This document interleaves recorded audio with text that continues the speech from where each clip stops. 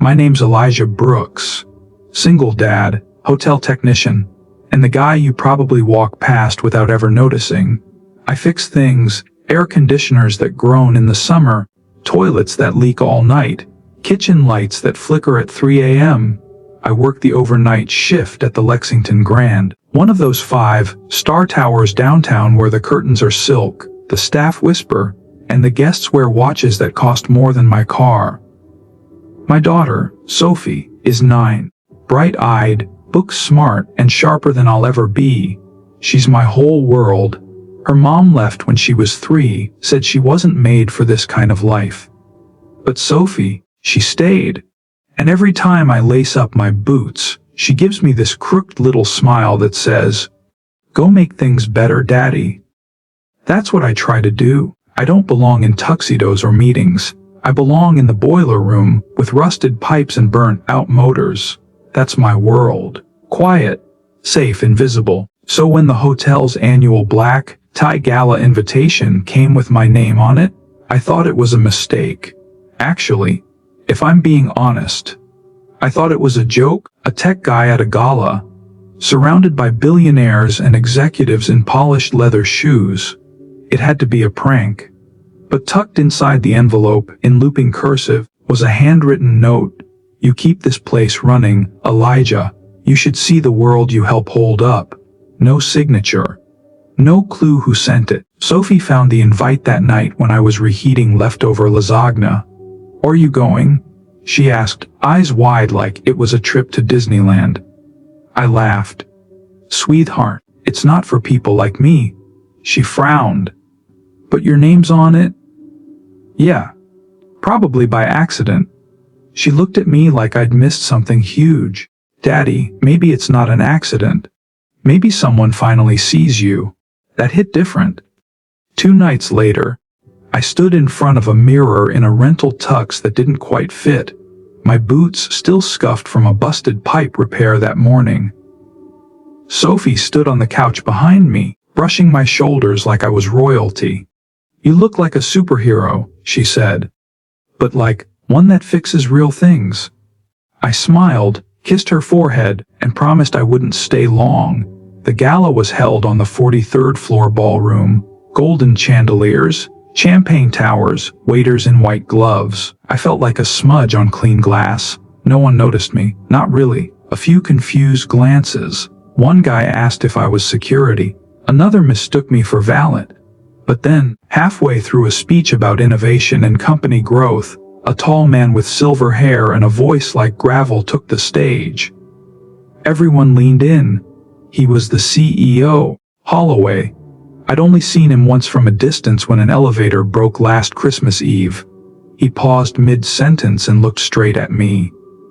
"Elijah Brooks," he said. The room turned. All eyes landed on me like I'd spilled something on the marble floor. He motioned me forward. My knees locked. I didn't come here for. But I heard Sophie's voice in my head. "Maybe someone finally sees you." So I walked. He handed me a small black box. I opened it. Inside, a silver plaque. "In gratitude to the man who shows up when no one else will." A ripple went through the room. Polite claps. Confused expressions. Holloway looked around, then back at me. "Last December," he said, "when the East Tower's heating failed and our entire executive board was staying on site, this man climbed through frozen ducts to fix it. He didn't know who was staying there. He didn't ask. He just showed up." People murmured. The tone shifted. "He stayed past dawn." Holloway continued. "Missed Christmas morning with his daughter. And never asked for recognition. That kind of integrity, you don't find it in boardrooms." I didn't know what to say. But then, right then, Sophie's voice rang out. She'd somehow slipped past security, stood at the ballroom's edge in her glittery sneakers, holding up a cardboard sign she'd made herself. "My daddy fixes everything, even hearts." Gasps. Laughter. A few people teared up. I sure did. The CEO froze, just stared at her, And then he did something no one expected. He stepped off the stage, knelt down, and read the sign out loud, word for word, voice trembling. He stood again, handed me the mic, and said, "Sir, I think we've been looking for leaders in the wrong places." I never spoke. I couldn't. Just nodded, held Sophie close as people clapped like I just solved something bigger than pipes and wires. That night, I didn't feel invisible. I felt seen, and that changed everything. After the gala, things changed in ways I never expected. The very next morning, I was back in the boiler room. Tools in hand, sleeves rolled up, and grace smudged across my knuckles. Same uniform, same elevator hum, same busted thermostats, but something felt different. People started noticing, not just nods or quick thanks, but real conversations. A manager asked if I'd like to help redesign the building's maintenance schedule. A housekeeper brought me coffee and said, "That speech gave me chills." One of the bellboys' fist bumped me in the hallway. But the strangest thing was when the CEO's assistant came to find me in the basement. "Elijah," she said, a little out of breath. "Mr. Holloway wants to see you." Now, I wiped my hands on my pants, half sure I was about to be scolded for something. Instead, she led me to the executive floor, the one with glass doors, sleek white walls, and silence so thick you could hear your own doubts. Mr. Holloway was waiting by the window, gazing out over the city like he owned time itself. "You fix things," he said without turning.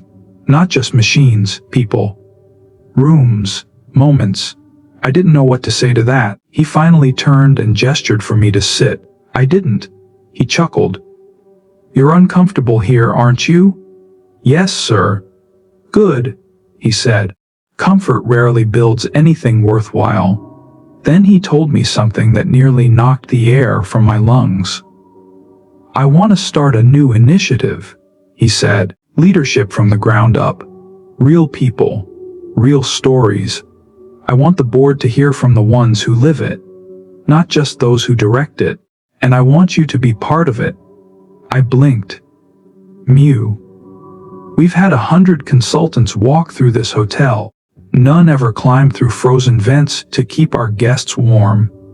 You don't just solve problems, you care. That's rare. It didn't happen overnight, but over the next few weeks, I found myself doing less wrench turning and more talking.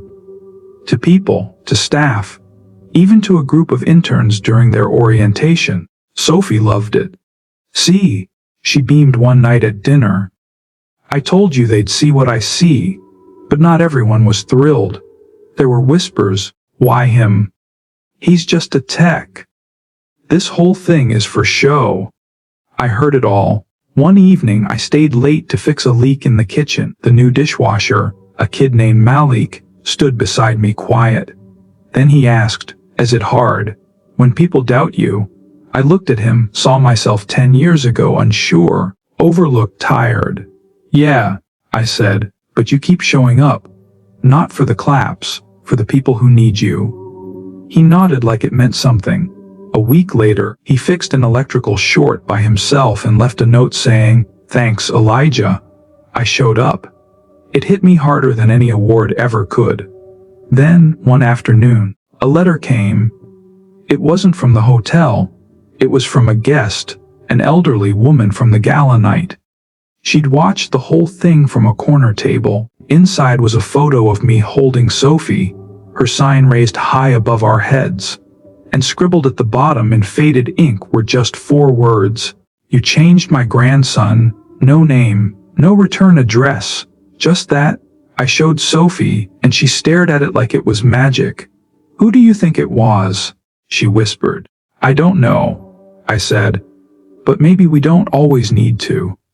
She nodded slowly. "Maybe fixing things isn't just your job. Maybe it's your gift." That night, as I tucked her in, she held my face in her little hands and said, "Promise me something. Anything. Don't ever go back to thinking you're invisible." My chest ached in the best way. "I promise. I still wear the same boots. Still carry the same toolkit. But now, people ask me to speak at company meetings, lead staff training, and help mentor new hires. The title on my badge changed from maintenance technician to human experience lead, whatever that means. But to Sophie, I'm still Daddy, who fixes everything. And honestly, that's the only title I ever cared about anyway. 2. If Elijah's story touched your heart, don't forget to like this video and subscribe to the channel. What did you learn from this story? Tell us in the comments below, because sometimes the most ordinary people create the most extraordinary change.